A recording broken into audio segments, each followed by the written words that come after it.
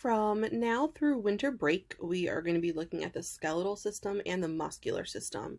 So we are going to start with the skeletal system since that's kind of the framework for our body, and then we'll move into muscular after a couple weeks and go over that, since muscles, or at least your skeletal muscles, attach to the bones of your skeleton to allow your skeleton to move.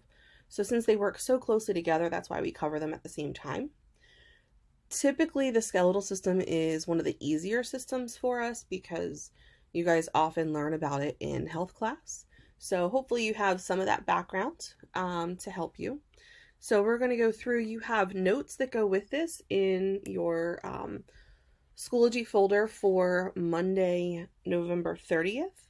And you should be filling out notes during this lesson if you're watching this at home because you were not able to be in class. Those notes do need to be submitted as an assignment when you're finished. So first we'll start with the functions of the skeletal system. There are several functions that your skeletal system has. One is support. So your skeletal system provides the framework for the softer tissues such as your muscles and the organs of your body to attach to. It also offers protection. So your bones are hard, and that's going to help protect organs that they are going to surround and enclose. It also offers a site for blood cell production, and in that, talking about protection, that would be referring to your white blood cells. I know we haven't talked about blood yet, but your white blood cells help to fight off infection, if you remember from when we did our introduction at the beginning of the year. Next we have movement. So your bones by themselves actually don't let you move. It's the fact that your muscles attach to them that allow your muscles to contract and then cause movement around joints. And we will talk about joints towards the end of this lesson.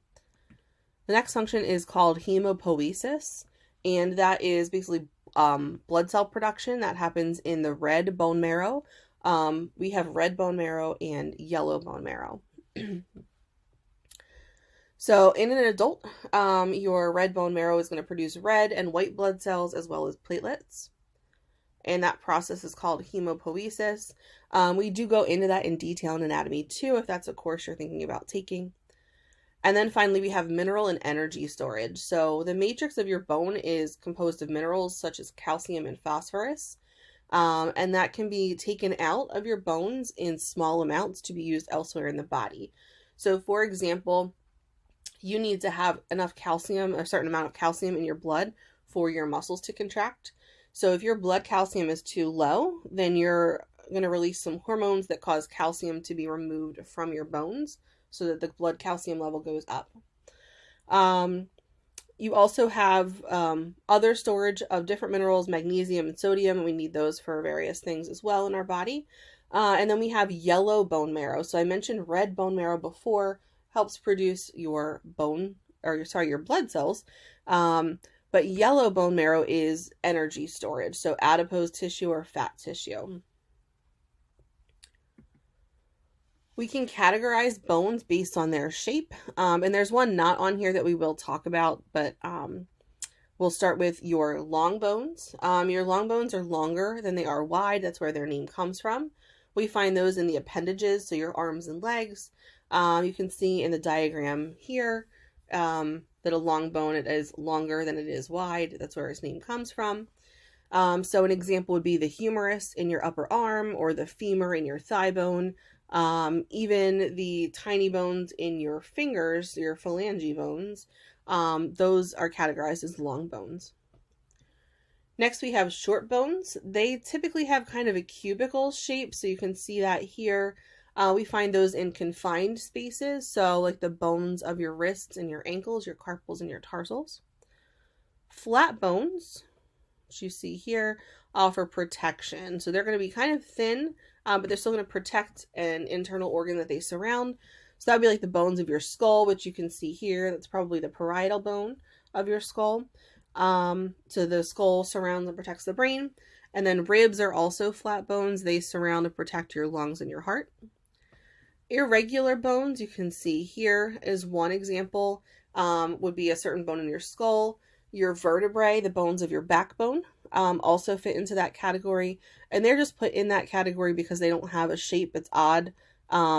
it doesn't have a shape that you can actually characterize as anything else. And then the one that's not listed here, which I do have on this picture, is a sesamoid bone. Sesamoid bones are suspended in a ligament. So like your kneecap, for example, your patella is suspended in the patellar tendon. Did I say ligament before? Sorry. So that's just another categorization that's not in your notes specifically. If we look at the structure of a long bone, the reason why we focus on this is because structures that you would see in a long bone, you would also see in other bones, but these have kind of all the features of bone. The diaphysis is this long central shaft of the bone. The epiphysis are the ends. So if you kind of think of E for end, you have an epiphysis at each end, so a proximal epiphysis and the distal epiphysis. So this tells you it's the femur. So the proximal epiphysis, this would be the end that connects with the hip, at the hip with the pelvis.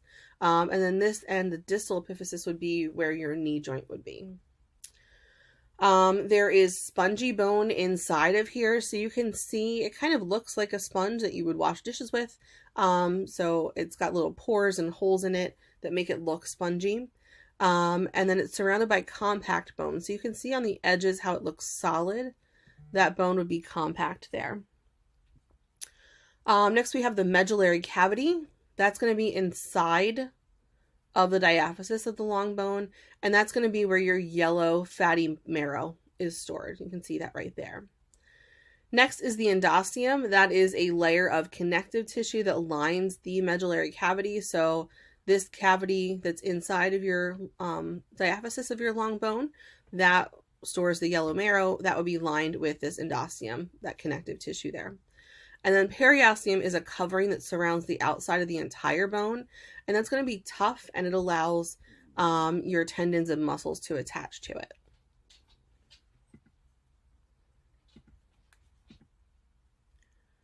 For bones of the skeleton, we can divide them into either bones of the axial skeleton or the appendicular skeleton.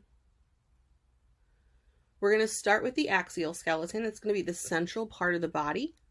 Okay, it includes the cranium, the rib cage, and the vertebral column. On your notes, you have one blank to list all of those in. Okay, so you don't have 3 separate blanks, just to let you know. So in this picture, you can see this bluish purple color would be the axial skeleton. Again, that's that central part. Okay, we'll go through those bones first. So we'll start with bones of the cranium, and then we'll talk about the rib cage and then your vertebrae. For the cranium, it's just a different term for your skull. Okay, we're going to start with a frontal view. You have labels here, so we'll go through each one individually, and then we'll take a minute and look at them all together on one slide. So if we start with your frontal bone, that is the bone of your forehead. Next, we would have the parietal bone. It's a little hard to see how large these are from the frontal view, but you have 2 of these. You would have 1 on each side. Next would be the temporal bone, kind of around where your temples are. Again, 1 on each side there. Nasal bone would be at the bridge of your nose, because the main structure of your nose is mostly cartilage. So the nasal bone would just be like that very top part of your nose. The vomer is actually inside. So if you could remove the cartilage of someone's nose, you would see the vomer behind that. Zygoma are your cheekbones. Okay, so you have 2 of those. Maxilla is your upper jaw. Mandible is your lower jaw. Okay, and then here we have all of those at once. So if you still need to fill those out on your slide, you can pause the video here and get those filled in. Next, we'll look at a lateral view, so from the side. So here you'll be able to see kind of some of the different features that we couldn't see just from the front. So here we do have the frontal bone again. You have 1 of those. Again, it's your forehead. And that covers up, if you've learned about the brain at all before, there are different lobes to the cerebrum, the largest part of our brain. So the frontal bone would cover the frontal lobe of our cerebrum. Next, we have the parietal bones. Again, you have 2. There would be 1 on each side. They would be joined together through a suture joint, which we'll talk about up here at the top. And then you can see how much larger it looks from the side than it did from all you were able to see on the front. Next, we have again the temporal bone we have on the side. Nasal bone you can still see from the side. Zygoma, again, your upper, or your cheekbone, sorry, kind of curves underneath your eye and helps form part of your eye orbits as well. Maxilla, your upper jaw. Mandible being your lower jaw. Sphenoid bone you have there on each side. And then one we couldn't see from the front at all is the occipital bone.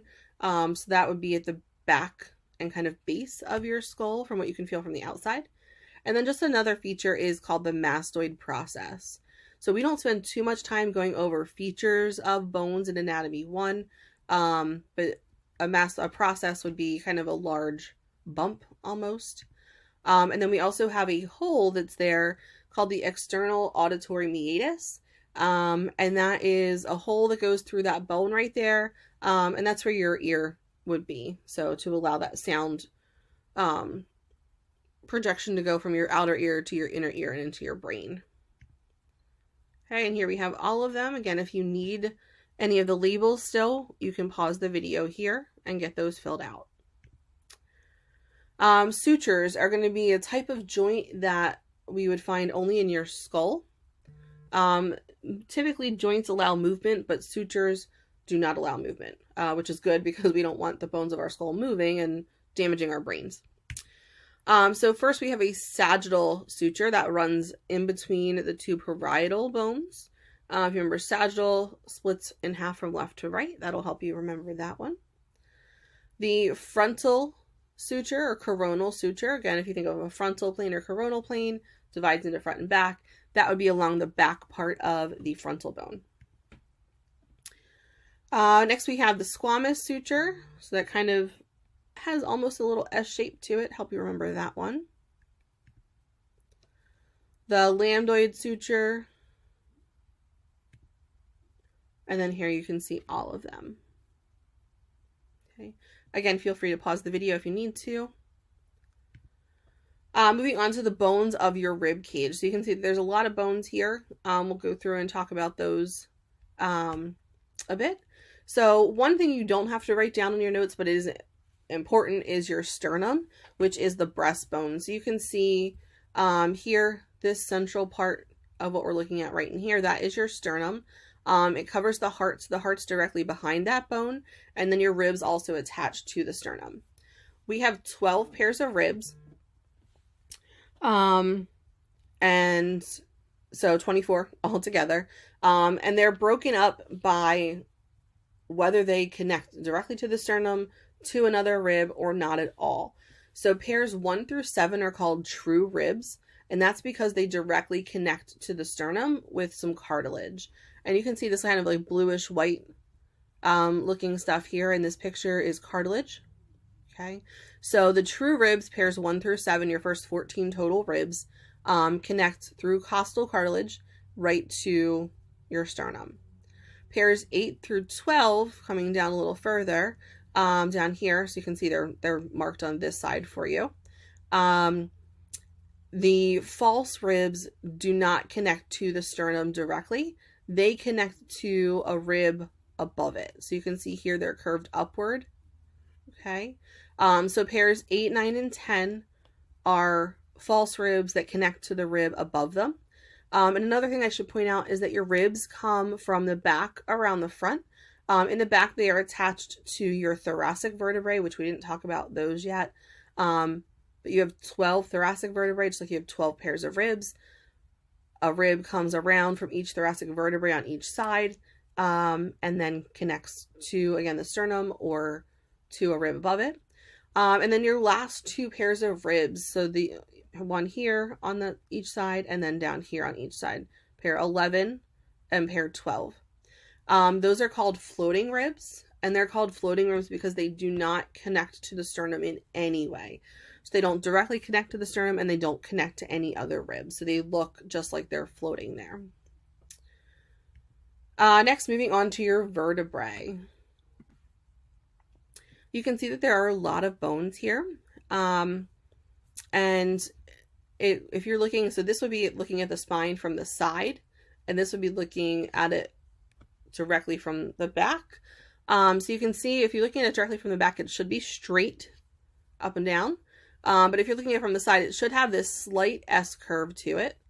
Okay, there are different conditions that can happen where people's spines might curve this way, left or right, or might curve more forward or back than they should. Okay. So looking at the bones of your vertebral column, you have 33 altogether, and that includes the vertebrae of the sacrum and the coccyx. Okay, the 33 does. You have 7 cervical vertebrae, and those are the vertebrae in your neck. Okay, they are the thinner of the vertebrae. And the very top 2, so cervical vertebrae 1 and 2, or you may have seen them referred to as a letter and then a number. So these would be C1 and C2, for example, that I'm talking about. The letter refers to if it's cervical, thoracic, or lumbar. And then the number is going to be which of the vertebrae it would be. So C1 and C2, or cervical vertebrae 1 and 2, are also called the atlas and the axis.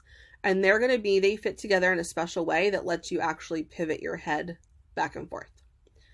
So you have, again, 7 cervical vertebrae, 12 thoracic vertebrae, and those, again, remember, your ribs come out from the back and curve around towards the front of the body. So you have 12 of those, 12 pairs of ribs, 1 coming out of each side. And then 5 lumbar vertebrae, that's in your lower back. Okay, so altogether, you would have 24 cervical, thoracic, and lumbar vertebrae altogether. Down here at is the sacrum. Okay, those vertebrae are fused together. It gives it kind of a unique look here. And then your tailbone is your coccyx. So very small bone here at the base of the spine. You can see that it does curve forward a little bit on this picture. Okay. Moving on now to the bones of the appendicular skeleton. So again, on your notes, you have one long line to fill out this information on. The appendicular skeleton is highlighted in pink in this picture, and that's going to include your pectoral girdle or your shoulder girdle, your pelvic girdle or your hip girdle, and then your upper and your lower extremities or your arms and legs. Okay. So same as last time for the bones of the skull, we're going to go through the different bones and highlight them, and then we'll have one where they're all on the slide together. Okay. So first we have the clavicle. That's your collarbone. So you would have 2 of those. Your scapula, you can't really see too well from the front because they are on the posterior side of the body. Those are your shoulder blades. And so you'd have 2 of those as well. Your humerus is the bone in your upper arm. You would have 2 of those, 1 in each arm. Then we would have the ulna. You have 2 of those. That's on the pinky side of the forearm. Radius would be on the thumb side of your forearm. You have 2 of those. And here you have them all together.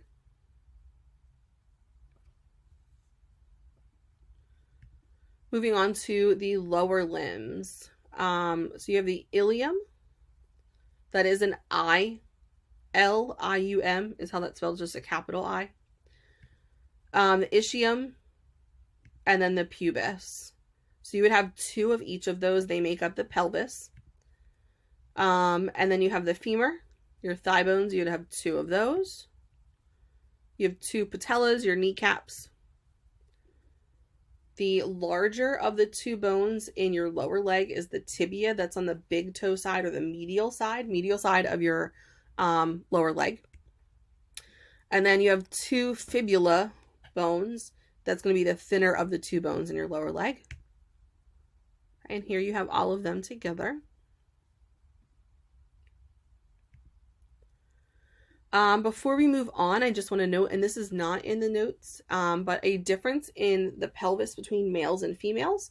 The female pelvis, the angle, the pelvic angle is going to be larger in the front than a male. So it's going to be greater than 90 degrees in a female and less than 90 degrees in a male.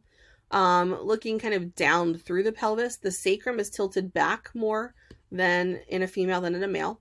And then the ilia are spread wider than in a male, giving a larger pelvic outlet.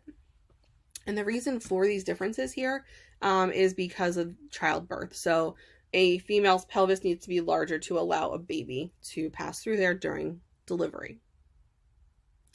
So if you were to find a skeleton, part of the way you could tell if it would be a skeleton from a female versus a male is examining the pelvis. There are other differences, such as usually the bones of a male skeleton are a little larger and heavier.